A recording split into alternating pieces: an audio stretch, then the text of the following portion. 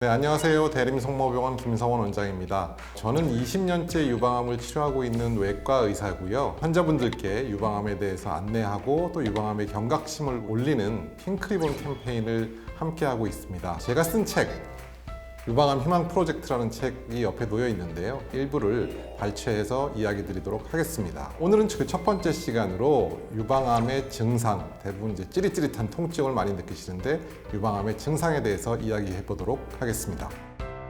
유방암의 증상, 굉장히 많은 분들이 궁금해하시고 아셔야 될 부분인데, 가슴이 찌릿찌릿한 통증을 느끼시는 분들은 사실 여성분들 중에 대부분이 그렇습니다.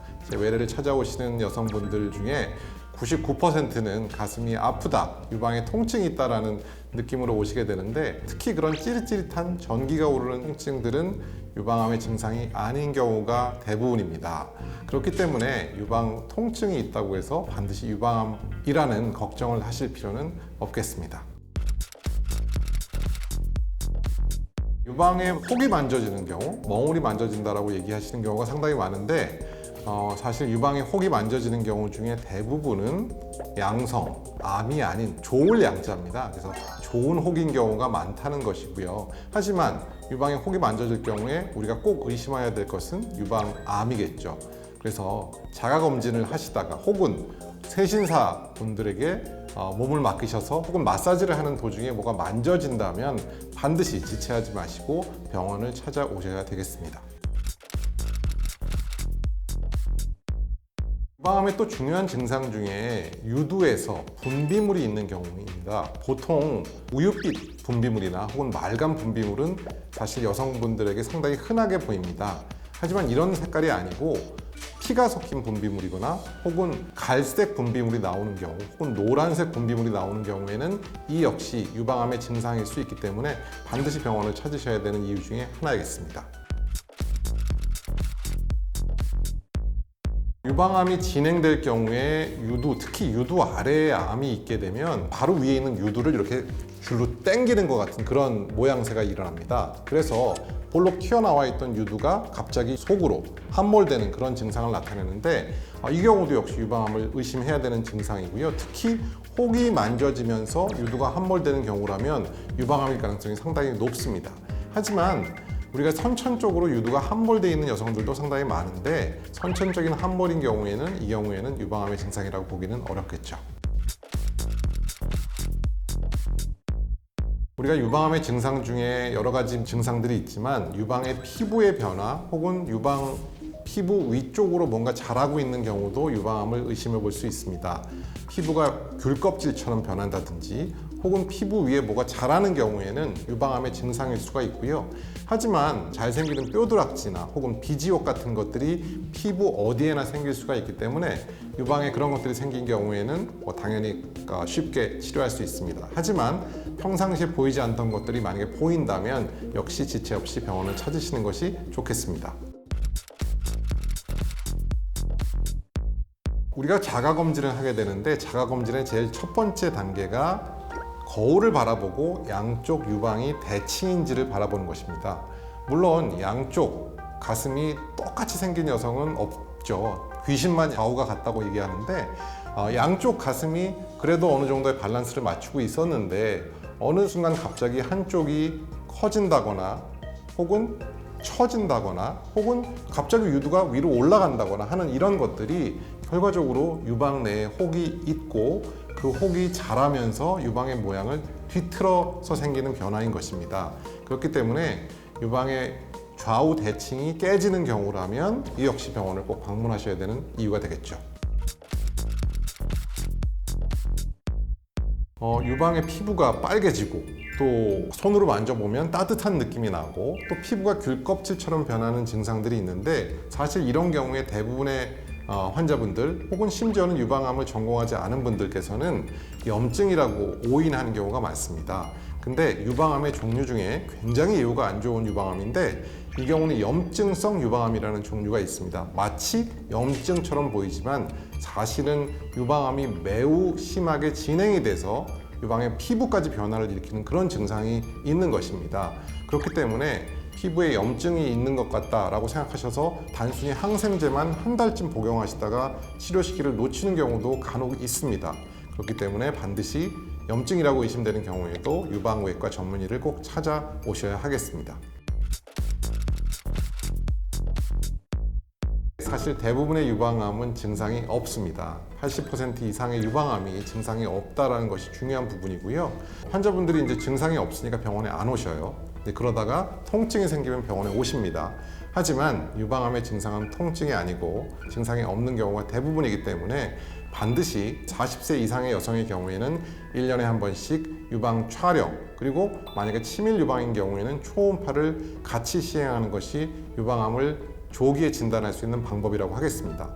대부분의 유방암이 증상이 없다는 거 꼭 기억하시고 정기검진 꼭 하도록 하셨으면 좋겠습니다.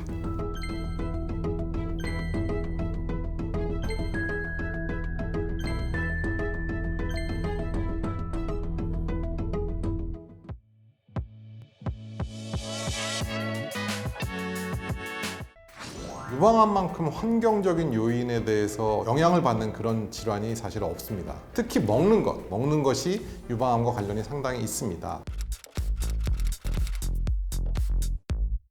지방이 많은 음식, 결국 우리 몸을 살찌게 만드는 그런 음식들은 결국은 유방암을 조장하는 그런 식습관이다라고 이해하시면 되겠고요. 요즘 굉장히 칼로리가 높은 음식들이 많죠. 특히 요즘 디저트들, 막 크림 엄청나게 많이 있는 그런 디저트들, 도너츠, 피자, 그리고 치즈 같은 유제품들도 역시 굉장히 많은 칼로리를 올리는데, 이런 식습관들은 결과적으로 유방암의 위험을 높이기 때문에 되도록이면 건강한 식습관, 다시 말해서 단백질 위주의 식습관을 유지하는 것이 중요하다고 말씀드리겠습니다. 유방암과 운동의 관계에 대해서는 상당히 많은 연구들이 진행이 됐는데요. 한마디로 말씀드리면 많이 움직이는 사람, 운동을 많이 하는 사람이 유방암으로부터 위험이 떨어진다는 그런 의미입니다. 사실 운동을 하는 방법도 중요합니다. 어떤 어머니들은 저는 2시간, 3시간씩 걸어요 라고 말씀하시는데 땀은 하나도 안 나요. 어떤 분들은 만보를 채우는데 목숨을 거시고 만보를 채우시는 분들이 계신데, 사실 시간이 중요한 건 아니고요. 만보가 중요한 건 아니라는 것이죠. 우리 몸의 심박수가 올라가서 땀이 나는 것, 그것이 결과적으로 유산소 운동을 하는 의미인데, 그런 운동을 30분을 하더라도 땀나게 운동하라라는 것을 꼭 말씀드리고 싶고요. 근력 운동을 꼭 하셔야 됩니다. 유산소 운동만을 하게 되면 기초대사량이 올라가지는 않거든요. 그렇기 때문에 근력 운동을 꼭 같이 하셔서 기초대사량을 올리는 것 또한 매우 중요한 운동 방법이다라고 말씀드리겠습니다. 특히 음주, 알코올이 몸에 들어갔을 때 알코올 자체가 여성 호르몬을 높이는 그런 효과가 있고, 당연히 유방암의 위험이 올라가는 그런 효과가 있기 때문에 음주 그 자체는 당연히 위험 인자일 수 있고요. 또 음주를 하게 되면 자연스럽게 안주를 먹게 되고 또 늦게까지 먹게 되니까 당연히 비만으로 이어집니다. 옛날에는 유방암 환자분들에게 하루에 1잔 정도, 2잔 정도까지는 괜찮다라고 말씀드렸는데, 요즘은 가이드라인이 바뀌어서 하루에 1잔도 좋지 않습니다 라고 말씀드립니다. 속옷을, 브레이지어를 하는 여성들이 유방암에 많이 걸린다. 쉽게 얘기해서 브레이저를 풀어라, 그러면 유방암에 안 걸린다 라는 그런 책도 있었고요. 하지만 연구들에 의해서 실제로 브레이저의 착용과 유방암과는 관련이 없는 것으로 나왔기 때문에 유방암을 예방하기 위해서 브레이저를 착용하지 않을 필요는 없겠다라고 말씀을 드리고요. 간혹 브레이저가 유방암의 통증을 유발하는 경우가 있습니다. 특히 와이어가 있는 브레이저가 유방통을 유발하기 때문에 본인에 맞는 브레이저를 착용하는 것은 굉장히 중요하다고 볼 수 있겠습니다. 염색, 파마 이런 것들도 굉장히 유방암에 걱정하시는 분들도 있고요. 어떤 분들은 또 데오드랑트, 겨드랑이에 냄새나지 않게 바르는 데오드랑트도 걱정하시는 분들도 있는데 전혀 관련이 없고요. 그래서 환자분들도 염색을 안 하시는 분들도 있고 파마도 안 하시는 분들도 있는데 그러실 필요는 없습니다. 자신이 이뻐지는 것, 아름다워지는 것이 또 유방암으로 인한 스트레스를 감소시키는 효과가 있다고 합니다. 전 그래서 건강 보조식품 이것저것 사는데 돈 쓰지 마시고 이쁜 옷, 이쁜 화장품 이런 거 사셔서 행복해지시라는 말씀 늘 드리고 있습니다. 빛공해라고 혹시 들어보셨는지 모르겠는데, 특히 밤에 잠을 자야 되는데 잠을 자지 않고 빛을 쏘이는 것, 대표적인 직장인들이 간호사죠. 항공사 승무원들, 밤낮이 바뀌는 그런 잡을 갖는 여성들이 유방암의 위험이 올라간다고 되어 있습니다. 밤에 자지 않으면 멜라토닌이 떨어지게 되고, 멜라토닌이 떨어지면 여성 호르몬이 올라가는 그런 악순환을 하게 됩니다. 특히 최근에는 밤새 핸드폰을 보고 있다거나 이런 일들이 굉장히 많기 때문에 밤에는 빛에 노출되지 말고 최대한 주무시라고 말씀드리고 싶습니다. 사실 여성 호르몬이 유방암의 위험을 높이는 가장 중요한 인자입니다. 그 위험 인자를 섭취하는 것이 폐경기 호르몬 치료겠죠. 그래서 폐경기 호르몬 치료를 5년 이상 하게 되면 유방암의 위험이 20% 이상 증가하게 되고, 10년, 20년이 되면 그 위험이 점점 더 올라가게 됩니다. 그래서 과거에는 골다공증 예방을 위해서 여성 호르몬제를 많이 먹었는데, 최근에는 좋은 약들이 많이 나와 있기 때문에 특별히 증상이 심하지 않다면 폐경기 호르몬 치료를 하지 않도록 저희가 권해드리고 있고요. 여성 호르몬이 위험하다는 것들을 많이 아시는 우리 어머니들께서 여성 호르몬 유사, 이소플라본이라는 그런 화학물질이 많이 들어있는 음식들을 혹은 약재들을 드시는 경우가 있습니다. 대표적인 경우가 홍에서 추출한 것들, 두부에서 추출한 것들, 이런 것들이 있는데, 이소플라본도 고용량이 되면 결국은 여성 호르몬과 에스트로겐과 동일한 효과를 내게 됩니다. 그래서 음식으로 두부를 먹는 것, 두유를 먹는 것, 또 석류를 먹는 것은 전혀 문제가 되지 않고 오히려 긍정적인 효과가 더 많지만, 그것을 이제 환으로 만들어서 혹은 추출물을 통해서 굉장히 고용량으로 우리가 섭취를 하게 되면 결과적으로는 유방암을 예방하는 것이 아니라 유방암을 조장할 수 있다는 것을 꼭 기억해 두시고요. 우리가 바꿀 수 없는 이제 가족력 혹은 유전자, 이런 것들이 있는데, 가족 중에 유방암 환자가 있다면 내 위험은 2배, 가족력이 2명이면 내 위험은 3배, 또 많아지면 4배, 5배 이렇게 증가하게 됩니다. 특히 우리가 알고 있는 안젤리나 졸리 잘 아시죠? 유전자, 브라카 유전자라는 유전자의 이상이 있어서 양쪽 유방을 예방적으로 절제한 그런 뉴스를 아마 보셨을 겁니다. 가족력이 있다면 조금 더 일찍, 조금 더 열심히 검사할 필요가 있겠고, 유전자의 이상이 있는 여성이라면 단순히 본인의 스케줄대로 검사하셔서는 안 되고, 저와 같은 유전성 유방암을 전공한 전문의와 함께 본인의 검진 스케줄을 플래닝하도록 저희가 권장해드리고 있습니다. 과거에 저희 어머니나 아버지 세대에는 형제들이 9남매, 막 10남매 이랬습니다. 근데 이제 아이를 낳지 않겠다고 선언하는 사람들이 40%가 넘죠. 데이터를 보면 출산율이 높은 경우가 당연히 유방암의 위험이 떨어지고요. 아이가 없을수록, 다시 말해서 결혼하지 않거나 출산력이 없는 여성의 유방암의 위험이 증가합니다.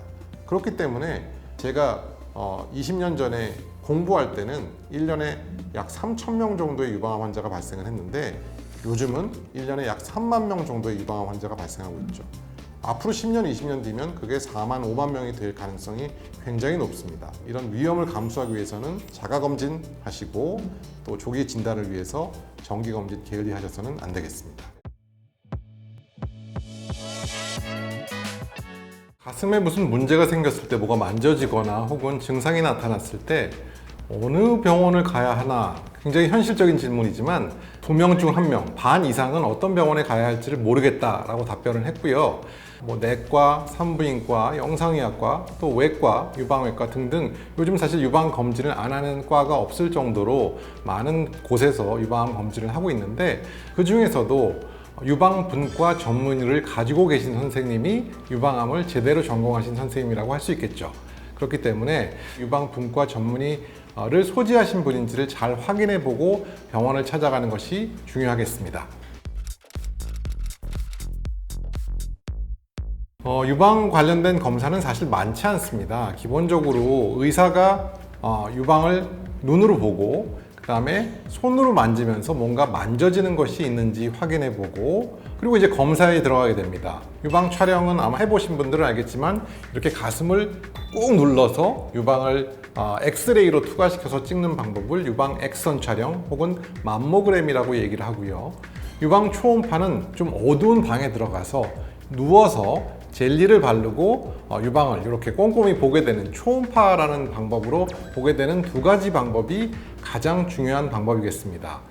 어떤 분들은 CT나 MRI를 찍으면 좀 더 낫지 않을까라고 생각하시는 분들도 계신데, CT나 MRI의 경우에는 유방암이 확진돼서 뭔가 전이가 있거나 혹은 유방에 다른 병변이 있는지를 확인하기 위해서 하는 특수한 검사이고요. 일반인의 경우에는 유방 촬영과 초음파를 하시게 됩니다. 유방 촬영이 워낙 세게 누르기 때문에 사실 하다가 기절하시는 분도 계시거든요. 그래서 유방 촬영은 빼고 유방 초음파만 나는 하고 싶다라고 이야기하시는 분들도 계신데, 사실 유방 엑선 촬영, 맘모그램에만 나오는 유방암이 있습니다. 특히 조기 유방암은 유방 엑선 촬영에만 나오기 때문에 절대 유방 엑선 촬영을 빼고 초음파만 하셔가지고는 암을 초기에 진단할 수 없겠죠. 많이 아프시더라도 꼭 유방 엑선 촬영은 기본 검사다라고 기억해 두시면 좋겠습니다. 유방 촬영을 할 때는 기본적으로 엑스레이를 저희가 사용하게 됩니다. 그 엑스레이는 너무 많이 쪼이게 되면 결과적으로는 유방암을 유발하는 그런 암 유발 인자가 되겠죠. 그렇기 때문에 무분별하게 엑스레이를 많이 쪼이는 것은 당연히 해서는 안 되는 일이고요. 특히 40세 이전에는 유방 촬영을 하는 것으로서 어떤 이득이 별로 없기 때문에 저희가 유방암 검진은 40세 이후에 유방 촬영을 시작하도록 하고 있습니다. 실제로 저희 대림성모병원에서 설문조사를 해봤습니다. 20, 30대 여성들이 얼마나 유방 촬영을 하는지라고 조사를 해봤을 때 유방암 검진을 시행하고 있는 여성 대부분이 직장에서 무료로 건강검진을 해주는 경우에 포함이 되더라고요. 그 검진을 하는 20, 30대 여성의 70%가 유방 촬영을 했다는 것이 굉장히 놀라운 사실이었고요. 20, 30대의 유방 촬영을 하는 것이 유방암을 오히려 조장할 수도 있고, 또 그때 하는 유방 촬영은 사실 민감도가, 정확도가 많이 떨어진다라는 설명을 전혀 듣지 못했다는 것이 굉장히 충격적인 사실이었고요. 대부분 이제 무료로 포함되어 있기 때문에 그 검사를 빼더라도 돈을 돌려주는 것은 아니기 때문에 그냥 뭐 믿져야 본전이겠지라고 생각하면서 유방 촬영을 하는 경우가 많은데, 특별히 증상이 없는 20, 30대 여성이라면 무료로 해준다 하더라도 유방 촬영은 반드시 제외하고 건강검진을 받으시기를 권장해 드리겠습니다. 유방 촬영은 말씀드린 대로 40세가 넘은 여성에서 엑스레이를 1년마다 찍도록 저희가 권장하고 있고요. 유방 초음파를 모든 여성이 꼭 해야 되느냐? 그렇지는 않습니다. 보통 치밀 유방이라고 알려져 있는 중등도 이상의 치밀 유방이라고 알려져 있는 여성들의 경우에 유방암에 걸릴 위험도 높고, 또 유방암에 걸려도 엑스레이에서 잘 안 나타나기 때문에 그런 여성들에게는 저희가 초음파를 권하게 됩니다. 만약에 증상이 있다면 당연히 뭐 20대든 30대든 검사를 시작하게 되겠고요. 증상이 없는 여성은 기본적으로 40세부터 유방 엑선 촬영을 하시면 되겠고요. 보통 20대에는 초음파로 초기 검진을 시작하고 30대부터는 유방 촬영과 초음파를 함께 하는 방법이 가장 일반적인 방법입니다. 혹시라도 가족력이 많이 있거나 아니면 BRCA, 브라카 유전자라는 유전자의 이상이 있어서 밝혀진 여성의 경우에는 좀 더 이른 시기에, 또 어떤 경우에는 MRI를 유방암 검진에 사용하기도 하거든요. 그렇기 때문에 본인의 가족력과 본인의 유전자 상황에 따라서 검진 시기와 방법은 많이 달라진다는 것을 꼭 기억해 주셨으면 좋겠고요. 이것은 반드시 전문의와 상담을 거친 후에 꼭 시행하도록 저는 권장하고 싶습니다. 만약 유방 엑스레이든 유방 초음파든 검사를 해서 뭔가 이상이 있다고 발견이 되면 그때는 조직 검사라는 것을 해야 됩니다. 조직 검사는 과거에는 바늘을 이용한 세침 흡입 검사, 또 조금 굵은 바늘을 이용한 총조직 검사, 그 다음에 아예 외과적으로 수술을 이용한 수술적인 조직 검사, 이렇게 있었고요. 최근에는 유방 엑선 촬영에서 석회화로 보일 때는 3차원 입체정의 조직검사라는 방법으로 석회화를 조직검사하는 방법들이 생겼습니다. 이 중에서 가장 흔하게 이용되는 방법은 유방 초음파를 이용한 총조직검사가 가장 일반적인 조직검사 방법이겠고요. 대부분 95% 이상은 이 조직검사로 유방암인지 아닌지를 진단하게 되겠고, 아주 드물게 석회화가 암이 의심되는 경우에는 3차원 유방 촬영기를 이용한 입체 정의 조직 검사를 이용하게 됩니다. 이 방법으로 암인지 아닌지를 확인할 수 있겠습니다. 네, 여기까지 유방암 검사에 관한 방법을 설명해 드렸습니다. 사실 유방암을 조기에 진단하는 유일한 방법은 유방암 검진을 정기적으로 하는 것뿐입니다. 그렇기 때문에 가슴에 통증이 있을 때만 병원에 오지 마시고 꼭 날짜를 정해놓고 1년에 한 번씩은 유방암 검진 받으시기를 권해드리겠습니다.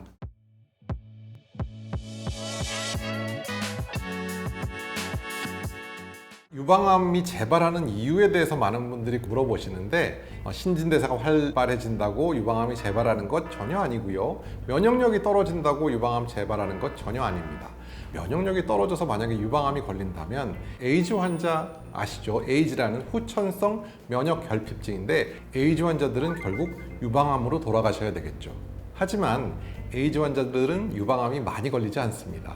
그 이유는 우리가 알고 있는 면역력과 유방암이 연결되어 있지 않기 때문이죠. 그렇기 때문에 신진대사 올리는 것 좋은 것이죠. 체력을 올리는 것 좋은 것이고, 면역력을 높이기 위해서, 유방암을 예방하기 위해서 노력할 필요는 전혀 없다라는 말씀을 꼭 드리고 싶습니다. 유방암 재발을 막기 위해서 정말 수도승처럼 사시는 분들도 계시죠. 고기 안 드시고 채식만 하시고 또 운동 열심히 하시고 식단 조절 너무너무 열심히 하시는데 재발이 됩니다. 식단, 운동, 물론 재발을 예방하기 위해서 중요한 인자이긴 하지만 재발을 100% 예방하는 것은 아닙니다. 유방암의 재발은 결국 본인의 병기 몇 기냐, 진단 당시의 병기가 유방암의 재발을 결정하는 가장 중요한 인자이기 때문에 유방암의 재발을 예방하는 가장 좋은 방법은 암을 초기에 진단하는 것이라고 할 수 있겠죠. 너무 수도승처럼 살려고 노력하는 것, 너무 절제하고 살려고 노력하는 것, 100% 유방암 재발을 예방하는 것으로 이어지지 않기 때문에 조금은 여유 있게, 조금은 편안한 마음으로 세상을 즐기면서 사실 것을 저는 오히려 더 권장하고 싶습니다. 그러면 내 전이와 재발 확률은 얼마나 될까요? 결국은 나의 병기는 몇 기인가요? 라는 질문과 동일합니다. 영기는 보통 저희가 상피내암이라고 부르는 것이죠. 절대 전이되지 않습니다. 검진을 통해서 영기의 유방암을 진단해야 되는 이유가 바로 그거겠죠. 영기 유방암의 생존율은 99%가 넘을 정도로 굉장히 좋다라고 기억해 두시면 되겠고, 1기가 되면 그게 조금은 떨어지겠죠. 98%, 97%로 떨어집니다. 유방암이 재발할 확률은 굉장히 낮겠죠. 2기가 되면 좀 더 올라가게 됩니다. 90%에서 95%를 상회하는 정도로 올라가게 되고, 3기가 되면 뚝 떨어지게 되죠. 70% 혹은 3기 후반이 되면 50% 이하로 떨어지기도 합니다. 그리고 이제 말기, 보통 4기라고 얘기하는 4기가 되면 4기는 이미 재발한 거고 다른 곳에 전이돼 있기 때문에 평균 생존율이 5년 생존율이 30% 이하가 될 정도로 좋지 않습니다. 전이와 재발을 막는 가장 좋은 방법, 조기 진단을 통해서 재발 전이 없는 유방암을 진단하시면 좋겠습니다. 소뚜껑 보고 놀란다고 어디가 조금 아프면 다 재발 같아요, 처음에는. 근데 저도 통증이 있고 허리도 아프고 여기저기 아프잖아요, 일반인들도. 근데 그 통증의 양상이 조금 다릅니다. 유방암 재발인 경우에는 일단 3주 이상 지속되는 통증이 있고, 또 그 통증이 점점점 좋아지는 것이 아니라 점점점 강해지는 통증이 있는 경우에는 이것은 유방암의 재발을 의심해 봐야 됩니다. 보통 뼈 전이가 있을 때 그런 통증을 많이 나타내겠고요. 간의 전이가 있는 경우에는 초기에는 당연히 증상이 거의 없습니다. 하지만 진행이 되는 경우에는 복부에 통증이 있는 경우도 있고, 아니면 황달이 진행되기도 합니다. 황달이 생겼다는 것은 굉장히 위험한 상황이라고 이해할 수가 있겠습니다. 또 전이가 많이 가는 곳이 폐거든요. 그래서 폐에 전이가 있다면 심한 경우에는 객혈이라고 그러죠. 피가 섞인 가래가 나오기도 하고요. 또 흉수가 차게 되면 점점 숨이 차는 그런 증상이 나타납니다. 또 뇌에 전이가 있는 경우에는 당연히 두통이 있을 수 있겠죠. 그래서 암 환자들이 두통이 지속되는 두통이 3주 이상 있다면 그것은 빨리 병원에 오셔서 검사를 받아봐야 되는 이유가 되겠습니다. 한쪽 유방암이 걸리면 이제 반대편 유방암에 대한 걱정이 당연히 많아지겠죠. 실제로 그렇습니다. 한쪽 유방암에 걸리신 분들이 반대편 유방암에 걸릴 확률은 15% 정도 됩니다. 결코 적은 것이 아니죠. 근데 어떤 분들은 그게 오른쪽 유방암이 왼쪽으로 전이됐다고 생각하세요. 물론 아주 드물게 그런 경우도 있긴 하지만 사실 오른쪽 유방과 왼쪽 유방은 의학적으로는 다른 장기로 분류합니다. 위와 폐가 다른 장기인 것처럼 오른쪽 유방과 왼쪽 유방은 다른 장기인 것이고요. 하지만 한 번 유방암에 걸리신 분들이 반대편 유방암에 걸릴 위험이 분명히 높다라는 것 꼭 기억하시고, 암에 걸렸더라도 유방암 검진은 지속적으로 해주셔야 된다는 것을 꼭 잊지 않으셨으면 좋겠습니다. 3개월마다 검사를 매번 한다고 재발하거나 전이 되지 않는 것은 아니겠죠. 제가 환자분들한테 이런 농담을 합니다. 공부를 하지 않고 시험만 모의고사만 매일 본다고 아이 성적이 오르나요? 성적을 올리기 위해서는 가끔 시험 보는 것도 중요하지만 그보다 공부를 열심히 해야 된다는 것을 잊지 말아야 되겠습니다. 그러면 유방암의 공부는 무엇일까요? 결과적으로 좋은 생활 습관을 갖는 것이 유방암 재발률을 낮추는 공부라고 볼 수 있겠고, 운동 열심히 하고 살찌지 않는 것, 그것이 어떻게 보면 유일하게 유방암 재발률을 낮출 수 있는 방법이다라고 말씀드리겠습니다. 재발을 줄이는 음식, 아마 유튜브를 찍어 보시면 정말 많이 나올 거고요. 사실 재발을 줄이는 음식이 만약에 있다면 병원에서 처방해 드리겠죠. 그리고 아마 나라에서 그 음식을 보험으로 인정을 해서 음식의 일부를 보조해 드릴 겁니다. 근데 그런 음식이 없다는 거죠. 그 뜻은 유방암의 재발을 막을 수 있는 단일 음식, 그런 것은 없다. 그럼 왜 그렇게 많은 프로그램에서 유방암의 재발을 막는, 암의 재발을 낮추는 음식을 이야기하느냐?